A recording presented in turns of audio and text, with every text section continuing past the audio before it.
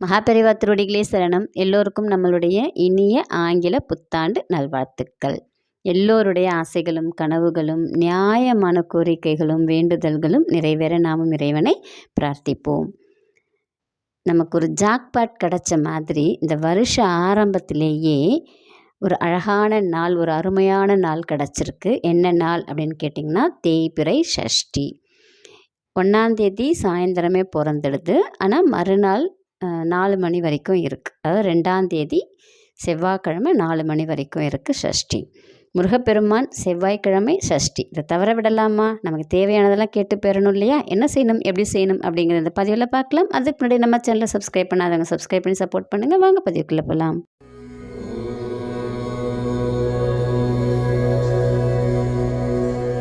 கடவுளான முருகப்பெருமானுக்கு உகந்த நாள், ஒரு உன்னதமான நாள், அழகான நாள், அருமையான நாள், அற்புதமான நாள் நமக்கு வருட ஆரம்பத்திலே கிடச்சிருக்கு. என்னைக்குன்னு பார்த்தீங்கன்னா 2ஆம் தேதி 2/1/2024.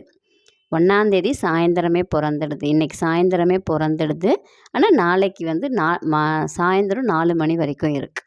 அதனால் நம்ம நாளைக்கு தான் சஷ்டி இடத்துக்கு போகிறோம். செவ்வாய்க்கிழமை முருகனுக்கு உகந்த நாள், ஷஷ்டி முருகனுக்கு உகந்த நாள். தேய்பிறை சஷ்டி. தேய்பிறை சஷ்டினா நம்மளுடைய கஷ்டங்கள் எல்லாம் தேய்ந்து விடும். நமக்கு தேவையானதெல்லாம் வளரும். பணம் வேணுமா? கேளுங்க முருகன்கிட்ட. உங்களுடைய நோய் தீரணுமா? கேளுங்க. உங்களுக்கு வீடு கட்டணுமா? இடம் வாங்கணுமா? உங்களுக்கு கடன் அடையணுமா? எல்லாமே கேளுங்க முருகன்கிட்ட. நாளைக்கு எல்லாத்தையுமே வாரி கொடுப்பார் முருகப்பெருமான். நீங்கள் கேட்பது, கேட்காதது, நினைத்தது எல்லாமே நடக்கும். என்ன செய்யணும்? முருகனுடைய படம் இருக்கான்னு பாருங்கள். இல்லையா? வேல் இருக்கான்னு பாருங்கள். எதுவுமே இல்லையா? ஒன்றும் பிரச்சனை இல்லை. ஆனால் தமிழ்நாட்டை பொறுத்த வரைக்கும் தமிழ் கடவுளான அழகிய குழந்தையான முருகப்பெருமானுடைய சிலையோ படமோ எல்லார் வீட்லேயுமே இருக்கும்.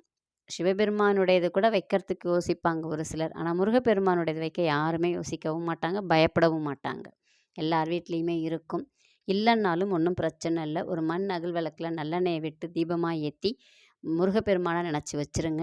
அதுக்கு முன்னாடி 2 நெய் தீபம் போட்டுருங்க. சிலை வச்சுருந்தீங்கனாலும் சரி, வேல் வச்சுருந்தீங்கனாலும் சரி, படம் வச்சுருந்தீங்கனாலும் சரி, அந்த படத்துக்கு நல்லா தொடச்சி சந்தனம் குங்குமம் வச்சு அதுக்கு மேலே செவ்வரளி பூவோ இல்லை பன்னீர் ரோஸோ இல்லை செம்பருத்தி பூ, யார் வீட்லையாவது இருக்கான்னு பாருங்கள். சிகப்பு செம்பருத்தி கிடச்சிடுச்சுன்னா நீங்கள் தான் அந்த ஜாக்பாட் அப்படின்னு சொல்லிடலாம். உங்களுக்கு தான் அந்த ஜாக்பாட். நீங்கள் என்ன பண்ணுங்கள், செம்பருத்தி பூவை சொல்லிவிட்டு பறிச்சிட்டு வந்துடுங்க. அதை முருகப்பெருமானுக்கு வச்சுருங்க. ஒரு சின்ன கிண்ணத்தில் தண்ணி வச்சு அந்த செம்பருத்தி பூவையும் முருகப்பெருமானுக்கு முன்னாடி வச்சுருங்க. முருகப்பெருமானுக்கு பிடிச்ச ஏதாவது ஒரு நெய்வேத்தியம், அவருக்கு பச்சைப்பயிறு பாயசம்னா ரொம்ப பிடிக்கும். அந்த பச்சைப்பயிறு பாயசத்தை கூட வச்சுருங்க. இல்லை எங்களால் செய்ய முடியாது காலையில், பிரச்சனை இல்லை. ஏதாவது ஒரு கல்கண்டு, வெத்தலை பாக்கு, பழம், பூ ஏதாவது வச்சுருந்தீங்கன்னா வச்சுருங்க. இதெல்லாம் செஞ்சுட்டு ஒரே ஒரு மந்திரத்தை மட்டும் சொல்லுங்கள். ரொம்ப மந்திரம் பெருசெல்லாம் இல்லை. ஓம் சரவண பவாய நமக 108 முறை சொல்லுங்கள். காலையிலேருந்து கந்தசஷ்டி கவசம் சொல்ல முடிஞ்சால் சொல்லுங்கள். இல்லை வீட்டில் ஒலிக்க விடுங்க, ரொம்ப சத்தமாக ஒலிக்க விடுங்க.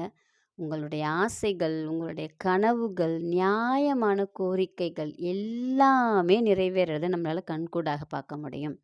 ஏன்னா முருகப்பெருமான் அப்படிங்கிறவர் நமக்கு வள்ளல் பெருமான். நம்ம கேட்குறது கேட்காதது எல்லாத்தையுமே, நம்மளுடைய நியாயமான கோரிக்கைகள் எல்லாத்தையுமே செய்து கொடுப்பார். ரொம்ப எளிமையான வழி, செய்து பலனடையுங்கள். நன்றி, வணக்கம்.